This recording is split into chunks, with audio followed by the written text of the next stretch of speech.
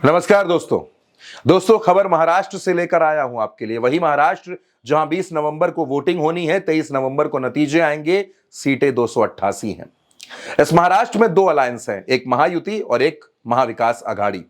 महाविकास अघाड़ी में जो दल शामिल हैं उसमें उद्धव ठाकरे की शिवसेना, शरद पवार की एनसीपी और कांग्रेस, ये तीन दल इसमें शामिल है। सीट शेयरिंग लगभग हो चुकी है। लेकिन दोस्तों, जब महाराष्ट्र में चुनाव होने जा रहा है, चुनाव प्रचार शुरू होने जा रहा है, उस बीच अचानक उद्धव ठाकरे की पार्टी का सिंबल बदल जाता है। आखिर ऐसा क्यों होता है? क्या हार की बौखलाहट सत्ता पक्ष को परेशान करने लगी है, या फिर ऐसा लगने लगा है कि उद्धव ठाकरे महाराष्ट्र की राजनीति में एक गेम चेंजर हो सकते हैं? उद्धव ठाकरे के साथ जनता की सिंपैथी जा रही है। जिस उद्धव ठाकरे की पार्टी को तोड़ा गया, उनसे उनका सिंबल छीना गया, उनसे पार्टी का दफ्तर छीना गया, लेकिन फिर भी उद्धव ठाकरे टूटे नहीं, बल्कि और मजबूती के साथ भारतीय जनता पार्टी के सामने खड़े हो गए टकराने के लिए। चुनाव के बीच अचानक उनकी पार्टी का सिंबल बदल गया है। दरअसल आपने अभी तक उद्धव ठाकरे की पार्टी का जो सिंबल देखा था दोस्तों, वो मशाल था। मशाल को आपने देखा, लेकिन अब मशाल के कलर में से जो पीछे का भगवा रंग था उसको हटा दिया गया है। आप समझ सकते हैं, भगवा रंग मशाल के पीछे था, उसको हटा दिया गया है। अब सिर्फ मशाल की आकृति नजर आती है। देखने पर मशाल बिल्कुल साफ तौर पर दिख रही है, लेकिन पीछे का रंग क्यों हटा, उसके पीछे के डर को समझने की कोशिश कीजिए। भारतीय जनता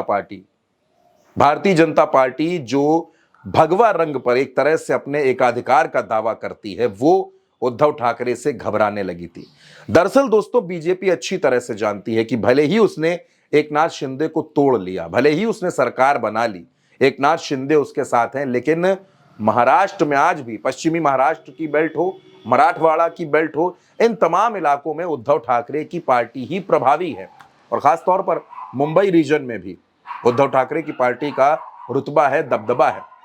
हाल ही में महाराष्ट्र में जो तमाम यूनिवर्सिटीज के चुनाव हुए, उसमें भी उद्धव ठाकरे की पार्टी का दबदबा देखने को मिला था। यानी भारतीय जनता पार्टी उद्धव ठाकरे की बढ़ती लोकप्रियता और मजबूत होते महाविकास अघाड़ी से घबराने लगी है, और इसी वजह से पार्टी का सिंबल बदला गया।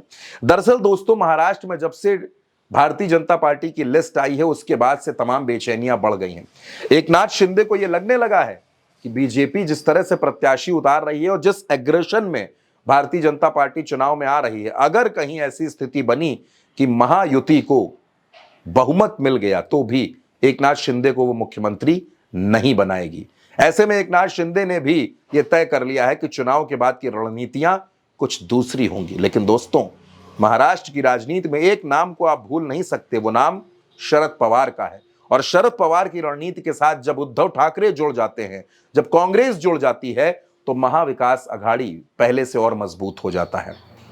मैं अगर लोकसभा चुनाव का दोस्तों जिक्र करूं, तो उसके हिसाब से आज की तारीख में महाविकास अघाड़ी 150 से 155 सीटों पर मजबूत नजर आता है। तमाम रीजन्स में, महाराष्ट्र में जितने रीजन हैं, चाहे मराठवाड़ा हो, विदर्भ हो, मुंबई रीजन हो, पश्चिमी महाराष्ट्र हो, उत्तरी महाराष्ट्र हो, कोंकण की बेल्ट हो, हर रीजन में महाविकास अघाड़ी महायुति के साथ टक्कर ले रहा है। और शायद इसी वजह से अचानक उद्धव ठाकरे की पार्टी का सिंबल बदल जाता है।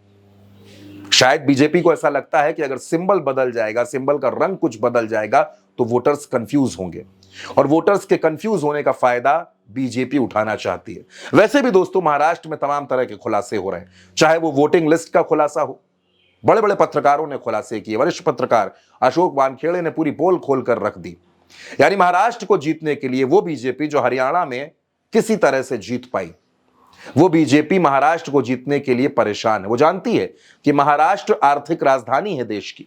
अगर महाराष्ट्र और झारखंड हाथ से निकल गया, तो फिर दिल्ली में बैठी हुई लॉबी और कमजोर हो जाएगी। इसलिए दिल्ली दरबार के दो चेहरों ने खुद को मजबूत करने के लिए महाराष्ट्र और झारखंड दोनों जगह साम दाम दंड भेद की रणनीति को अपनाना शुरू कर दिया है।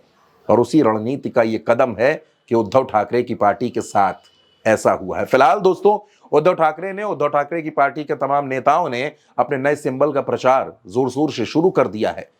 चुनाव तक आते आते ये सिंबल लोगों के जहन में छप भी सकता है, लेकिन फिलहाल ये जो तस्वीर बनकर आ रही है, ये लोकतंत्र के लिए अच्छी नहीं हो सकती दोस्तों।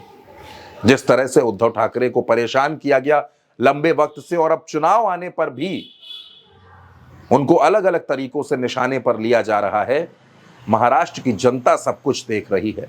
अब दोस्तों 288 सीटों पर कौन सिकंदर बनेगा, कौन हारेगा, ये सब 23 नवंबर को पता चलेगा कि किसमें कितना दम है। लेकिन फिलहाल महाराष्ट्र की राजनीति में अनेकों रंग हैं, अनेकों ढंग हैं, अनेकों रणनीतियां हैं और चुनाव हर दिन के साथ बदल रहा है।